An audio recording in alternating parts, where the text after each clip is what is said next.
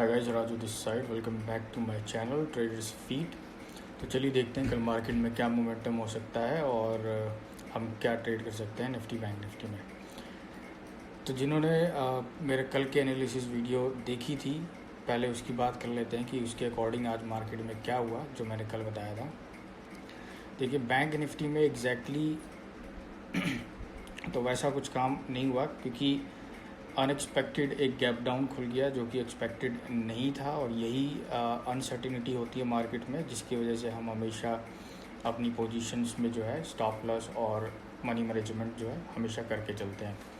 पर निफ्टी में कुछ अच्छा काम हुआ। आप देख सकते हैं कि निफ्टी जो है, मैंने कल बात किया था निफ्टी में कि अगर निफ्टी जब तक इसके नीचे नहीं आती है, ये सपोर्ट जोन के नीचे, तब तक हम सेलिंग नहीं करेंगे। मार्केट एग्जैक्ट इसके नीचे ओपन हुई और यहाँ से ऊपर गई, एक रीटेस्ट हुआ और फिर नीचे। अभी आप देख सकते हैं मिनी फ्लैग एंड पोल में जो है मार्केट जो यहाँ से डायरेक्शन में चल रही है। तो अभी हमारे लिए कल के लिए क्या कर सकते हैं वो देख लेते हैं एक बार, कि हमें कल क्या देखने को मिल सकता है। एक बार मैं अपना पेन ऑन कर लेता हूँ यहाँ पे। यह तो जिन्होंने नहीं देखा था वीडियो, वो जाके देखें, उनको काफ़ी कुछ समझ में आएगा कि मैंने क्यों ये एनालिसिस किया। और ये बिल्कुल कल की एनालिसिस है। देखिए, मैंने कुछ भी इसमें फेरबदल नहीं किया है, कोई भी चेंजेस नहीं है इसमें। एग्जैक्टली वैसी है जैसे कल मैंने मार्क करके दिए थे। और जिन्होंने इसको फॉलो किया होगा उन्होंने डेफिनेटली जो है वो कुछ अच्छे ट्रेड्स लिए होंगे। देखिए, यहीं पे आपके पेशेंस जो है वो टेस्ट होते हैं। इतना बड़ा गैप डाउन खुलने के बाद यहाँ पे मैं तो शायद बाय नहीं करता। कई लोग सोच रहे होंगे कि यार ये मोमेंटम छूट गया, बट ये मोमेंटम जो है ये शायद मैं बाय नहीं करता। बट हाँ, क्योंकि मेरा प्लान ये था कि इसके नीचे जब तक नहीं आता मैं सेल नहीं करूँगा। अगर इसके नीचे आएगा तो फिर मैं बाय नहीं करूँगा। और जब यहाँ से ये नीचे आया तो यहाँ पे एक सेलिंग की पोजीशन बनी। देखिए, आपको कितना वेट करना पड़ता है एक ट्रेड के लिए। तो हमेशा एक प्लान होना चाहिए आपके पास कि किस लेवल पे आप बाइंग के लिए सोचेंगे और कहाँ पे सेल के लिए। और अगर वो उस लेवल पे है तो सिर्फ आप उसी के लिए काम करें जो आपने प्लान बनाया हुआ है, बाइंग या सेलिंग। ये नहीं कि अरे ग्रीन बन गया तो बाय कर लो, रेड बन गया तो सेल कर लो। फिर ऐसे में फिर वही होता है कि वो छोटे छोटे लॉसेस, बड़े लॉसेस और फिर अकाउंट खाली। तो देखते हैं कि क्या कर सकते हैं हम कल निफ्टी एंड बैंक निफ्टी में।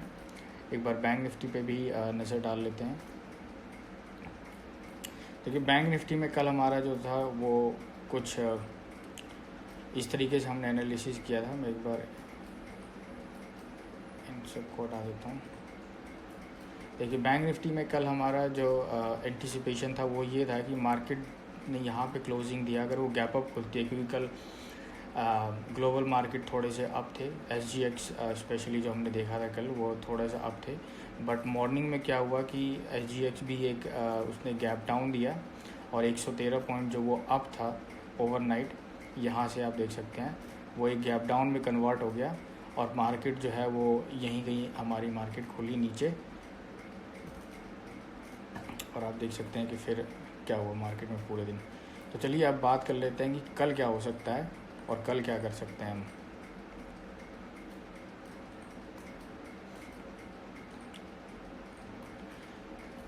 तो अभी मार्केट में हम ये ट्रेंड लाइन जो है इसको हटा देते हैं या फिर इसको हम रहने देते हैं, बट यहाँ से एक ट्रेंड लाइन एक शुरू करते हैं।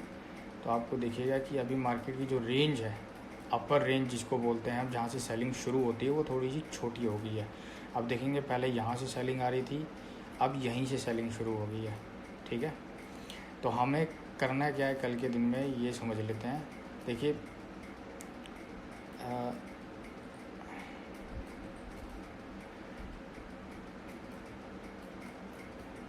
थोड़ा सा हाई टाइम फ्रेम पे चलते हैं तो पता चलेगा कि एग्जैक्टली क्या हो सकता है।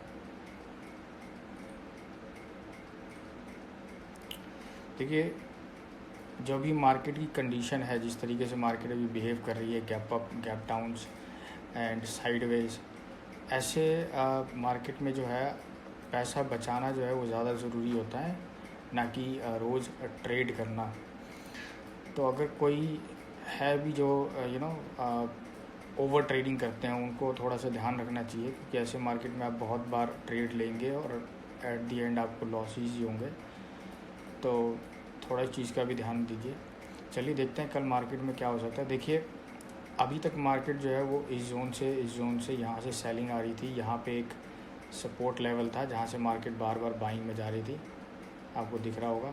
मार्केट ने फिर यहाँ पे गैप डाउन खोला, एक सेलिंग हुई, फिर मार्केट इसके ऊपर भी गई और आज एक गैप डाउन में ये लेवल जो है ये टूट चुका है। तो अब हम क्या कर सकते हैं, यहाँ पे आपको दिख रहा होगा ये एक पैटर्न बना हुआ है इधर ऐसे कुछ इस तरीके से।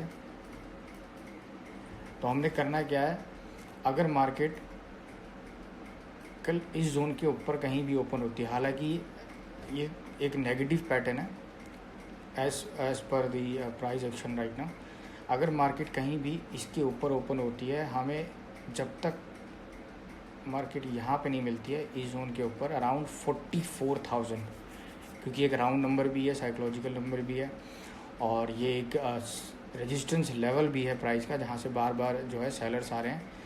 तो 44,000 के ऊपर ही हम बाय करेंगे बैंक निफ्टी में, और जब तक इसके नीचे नहीं जाती है हम सेल नहीं करेंगे। इसके नीचे अगर आती है तो हमारा ये पहला टारगेट हो जाना चाहिए 43,500 अराउंड इस लेवल के आसपास, फिर एक राउंड नंबर आ जाएगा। तो ये हमारा हो जाएगा सेलिंग के लिए यहाँ से, और इसके ऊपर हम एक बाइंग के लिए देख सकते हैं, जो कि यहाँ तक हमें एक टारगेट रखना चाहिए विच इज़ 44,400 500 के आसपास। तो दोनों ही साइड में ऊपर या नीचे 500 पॉइंट्स के जो है यहाँ पे आपको टारगेट देखने को मिल सकते हैं। एग्जैक्टली 500 नहीं है, लाइक 300 से यस 400 के आसपास अप साइड और डाउन साइड में एक टारगेट देखने को मिल सकता है। तो देखिए ये बहुत ही एक सिंपल और इजी सेटअप बना हुआ है अभी बैंक निफ्टी में।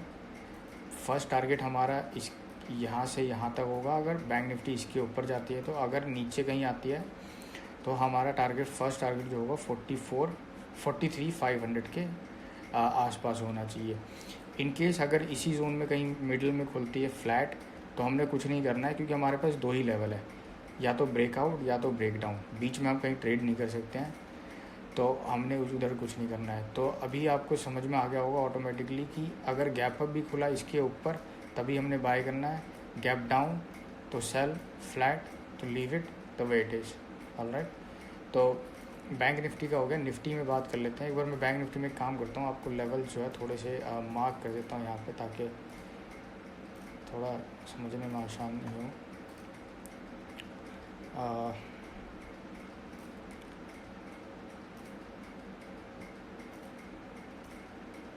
मेक इट ग्रीन और हम इसे यहाँ पे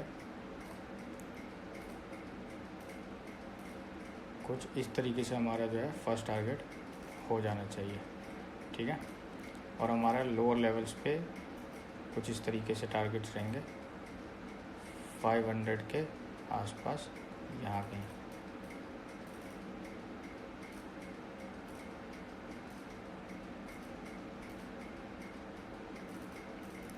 तो ये हमारे हो गए अपर और लोअर टारगेट्स एंड लेवल्स कि हमने क्या करना है। अब हम चलते हैं एक बार निफ्टी में समझते हैं क्या हो रहा है। देखिए निफ्टी में अगर आप थोड़ा सा हाई टाइम फ्रेम पे जाएंगे यहाँ पे, या फिर इसको नैरो कर देंगे, तो आपको दिखेगा कि यहाँ पे एक फॉर्मेशन चल रही है मार्केट में। प्राइस जो है कुछ इस तरीके से अभी एक फॉर्मेशन में आपको दिख रहा होगा, ठीक है। हो सकता है कि कुछ टाइम ये इसी के अंदर रहे, फिर आने वाले टाइम में हफ्ते 2 हफ्ते में या फिर विद इन अ मंथ एक ब्रेकआउट हो यहाँ से कुछ अच्छा सा, और हमें एक यहाँ तक के लिए टारगेट देखने को मिल सकता है, ठीक है, अगर मार्केट इसी जोन में रहती है तो।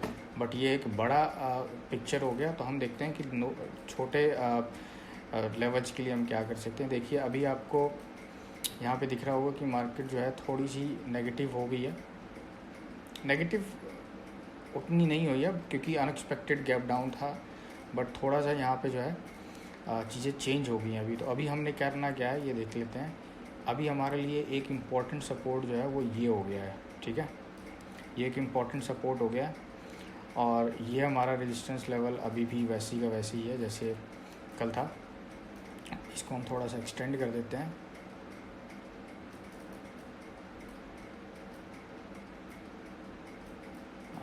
ये ठीक है।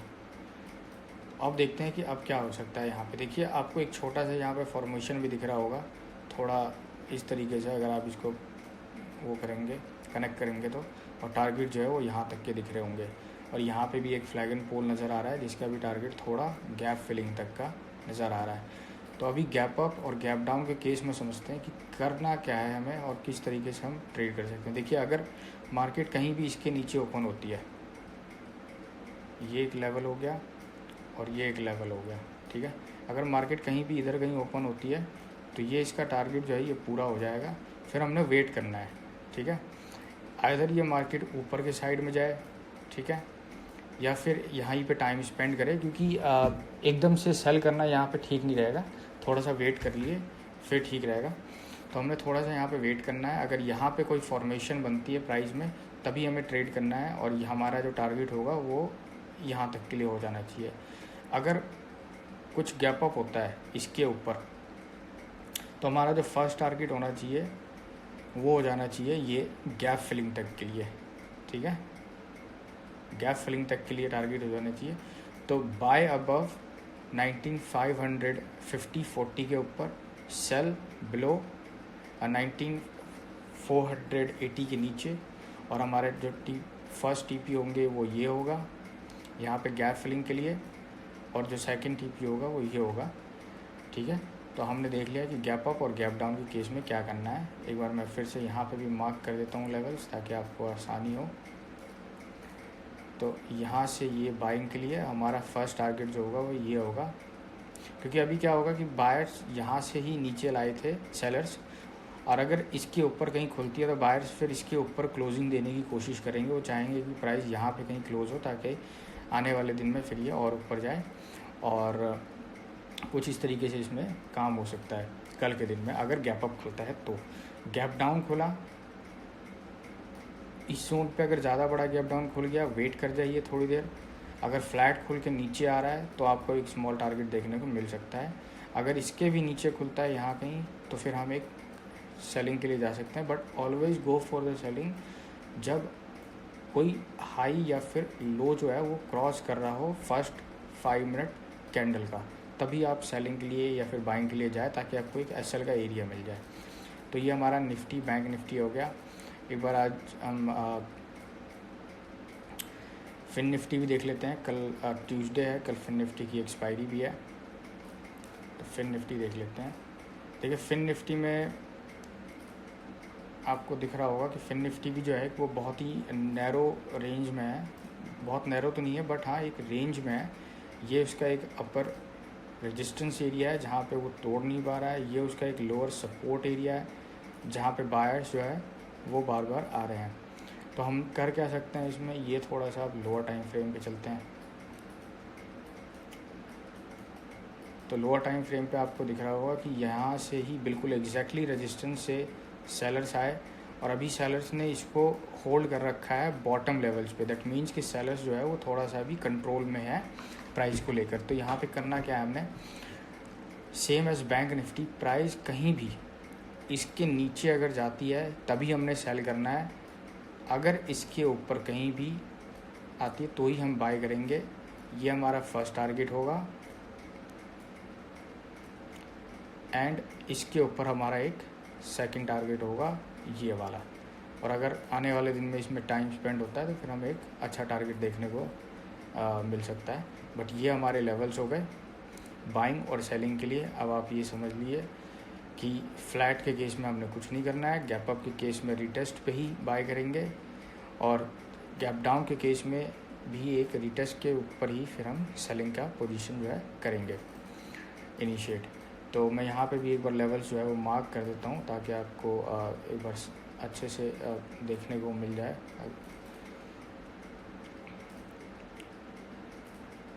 तो हमारी जो बाइंग होगी वो इसके ऊपर ही होगी, यहाँ से